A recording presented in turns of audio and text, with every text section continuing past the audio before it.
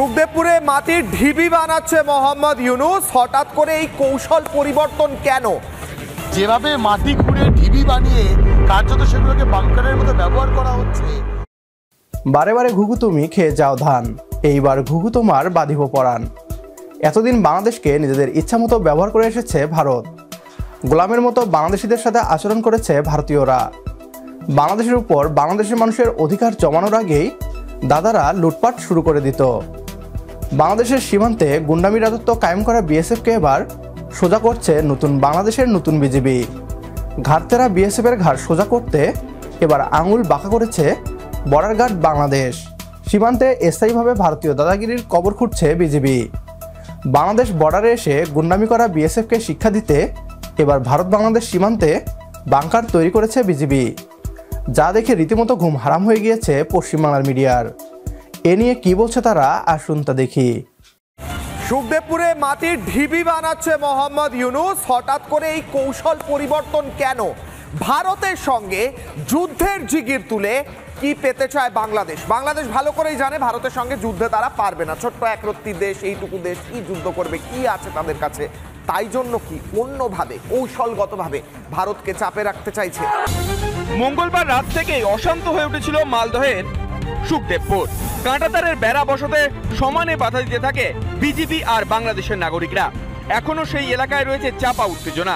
যারা সেদিন সীমান্তে কাঁটাতার বসানোর কাজে গিয়েছিলেন তারাই শোনালেন ভয়ঙ্কর অভিজ্ঞতার কথা।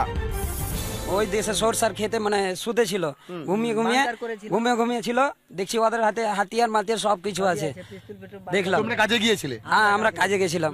এক কোমর খুঁড়ে ওরা বসে আছে পিস্তল সেটিং করে। যারা ফেন্সিং এর কাজ করতে গিয়েছিলেন তারা নিজেদের অভিজ্ঞতা যেটা বলছেন সেটা চমকে দেওয়ার মতো।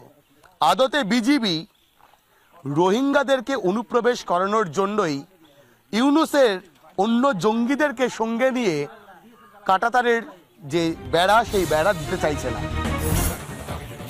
যেভাবে মাটি খুঁড়ে ঢিবি বানিয়ে কার্যত সেগুলোকে বাংকারের মতো ব্যবহার করা হচ্ছে, এখানেই কিন্তু সন্দেহ দানা বাঁধছে। সমতল জমিতে রাতারাতি মাটির ঢিবি। মালদহের ভারত বাংলাদেশ সীমান্তে মাটির ঢিবিতেই এখন লুকিয়ে রহস্য। সীমান্তে এই মাটির ঢিবির আড়ালেই কি তাহলে তৈরি হচ্ছে জঙ্গিদের বাংকার? জিরো লাইনের ঠিক সামনেই কেন এত তৎপরতা? মঙ্গলবার রাত থেকেই পরিস্থিতি জটিল হয়ে ওঠে মালদহের শুকদেবপুরে। সীমান্তে কাঁটাতার বসাতে বাধা দিতে থাকে বিজিবি ও বাংলাদেশিরা। বন্ধ রাখতে হয় কাঁটাতার দেওয়ার কাজ। এতদিন ভারত বাংলাদেশকে নিজেদের বাপদাদার পৈতৃক সম্পত্তি ভেবে যা ইচ্ছা তা করেছে। ছাত্র জনতার নতুন বাংলাদেশে সেই সুযোগ ভারত আর পাচ্ছে না। বাংলাদেশের উপর হুকুম করার সুযোগ পাচ্ছে না নরেন্দ্র মোদীর ভারত। একদিকে কূটনৈতিকভাবে ভারতকে মোকাবেলা করে যাচ্ছে ডক্টর মোহাম্মদ ইউনূস, অন্যদিকে সীমান্তে ভারতীয় গুন্ডা বাহিনী বিএসএফকে মোকাবেলা করে যাচ্ছে বিজিবি। এবার আর পতাকা বৈঠকের নামে তামাশা নয়, ডিরেক্ট অ্যাকশনের পথে হাঁটছে বিজিবি। যেমন কুকুর তেমন মুগুর হিসাবে ভারত সীমান্তে বাংকার বানিয়ে বসেছে বিজিবি। বাংলাদেশের অভ্যন্তরে প্রবেশ করে কাঁটাতারের বেড়া দেওয়া বন্ধ করে দেওয়া হয়েছে। আজকের ভিডিও এ পর্যন্তই। অনুরোধ করছি ভিডিওটি অনেক বেশি করে শেয়ার করার জন্য, কেননা আপনার একটি শেয়ারে হয়তো অনেকেই জানবে বদলে যাওয়া বাংলাদেশের বদলে যাওয়া সীমান্তরক্ষী বাহিনী বিজিবি সম্পর্কে। পরবর্তী ভিডিও দেখার আমন্ত্রণ জানিয়ে বিদায় নিচ্ছি আজ। আল্লাহ হাফেজ।